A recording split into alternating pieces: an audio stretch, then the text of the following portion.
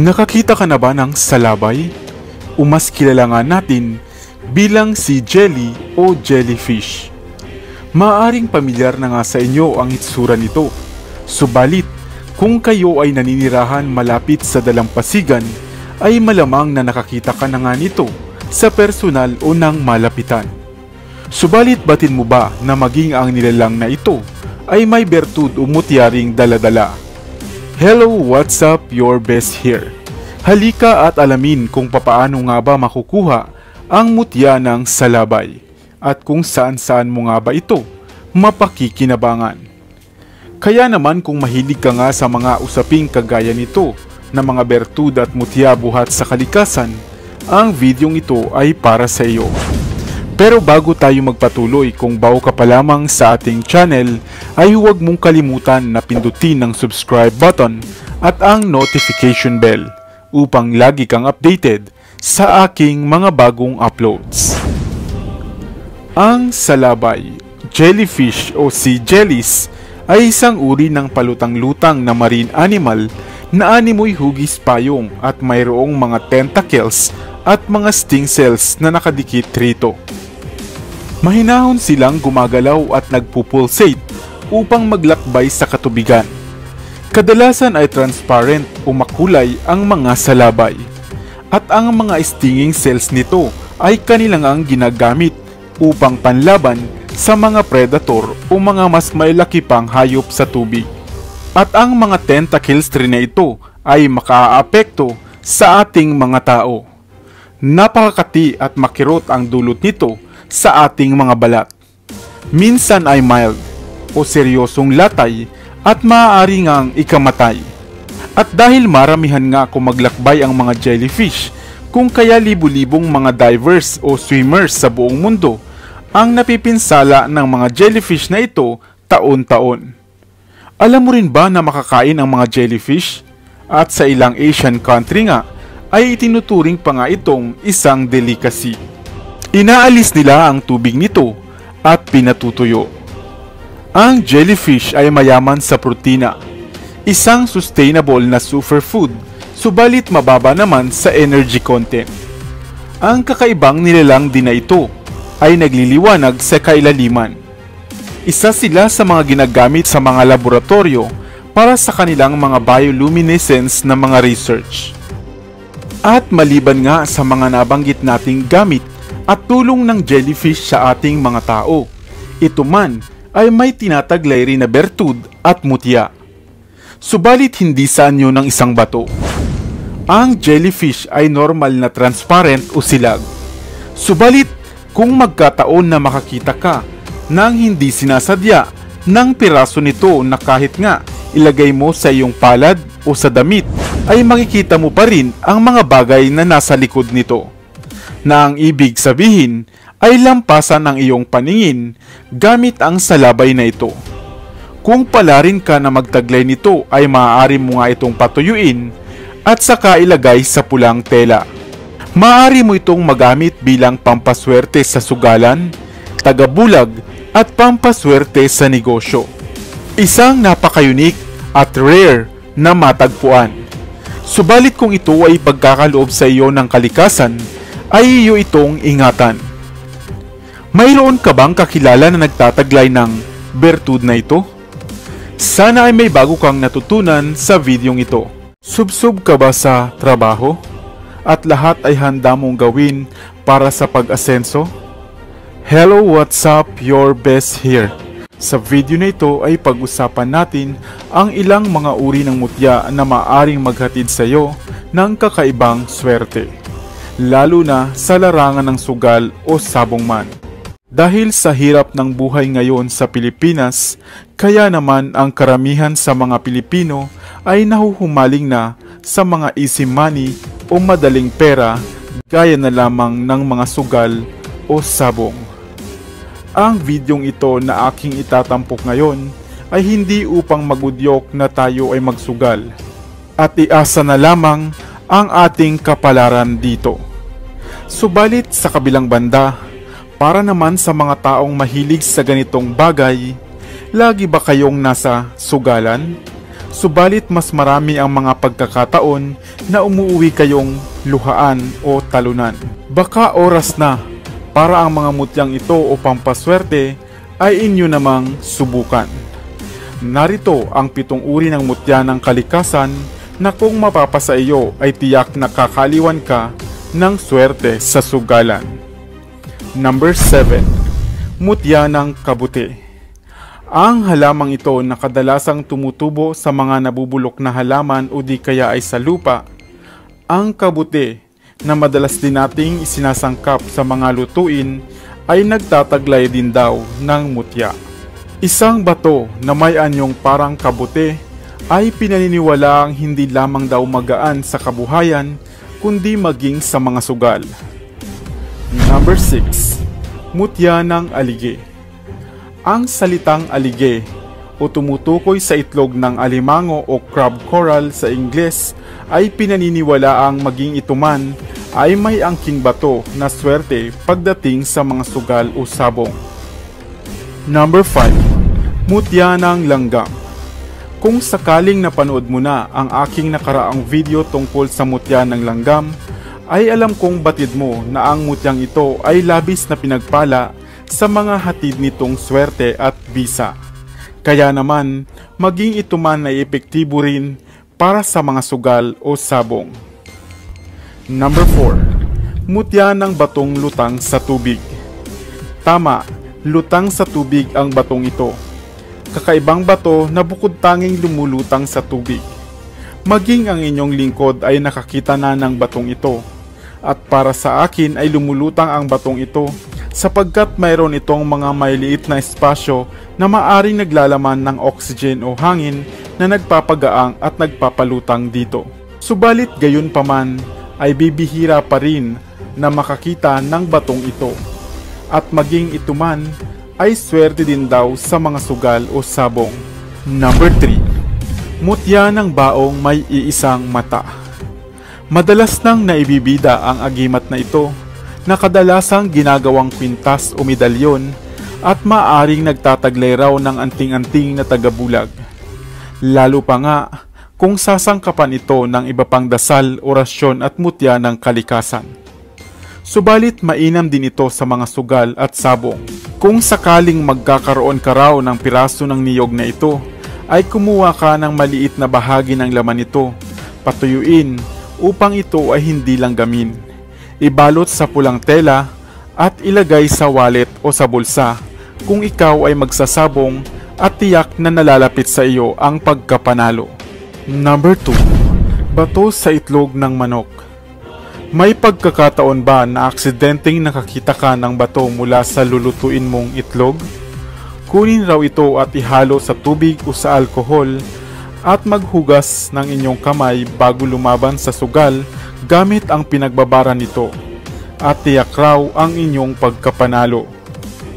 Handa na ba kayo para sa nangunguna sa listahan ng isa sa pinakamabisang mutya na maganda daw pagdating sa sugal? Number 1. Mutya ng lansones. Ang batong ito sa anyo ng buto ng lansones ay maaari raw makuha sa bunga nito. Subalit kadalasan ay itinatapon nga ito dahil sa napakapait nitong lasa kung iyo itong makagat. Subalit kung papalarin ka raw na makasumpong nito ay pakaingatan sapagkat mainam ito para sa mga sabong o anumang uri ng sugal. Ibalot ito sa pulang tela o pouch at parating dalhin o bitbitin upang maghatid sa iyo ng kakaibang swerte. Mayroon ka na bang napili sa mga pampaswerteng ating nabanggit? Tandaan, ang videong ito ay ginawa hindi upang manghikayat ng sino man na magsugal, kundi upang magbigay lamang ng dagdag na kaalaman. Ang bisa ng mga ito ay nakadepende pa rin sa iyong paniniwala. At higit sa lahat, ang bisa ng mga mutyang ito ay maaari ring manghina at lubusang mawala. Kung kaya, huwag nating iasa dito ang ating pag-asenso. Tayo pa rin ang responsable sa pag-abot ng ating mga minimithing pag-asenso. At higit sa lahat, huwag na huwag makakalimot na tumawag sa Diyos.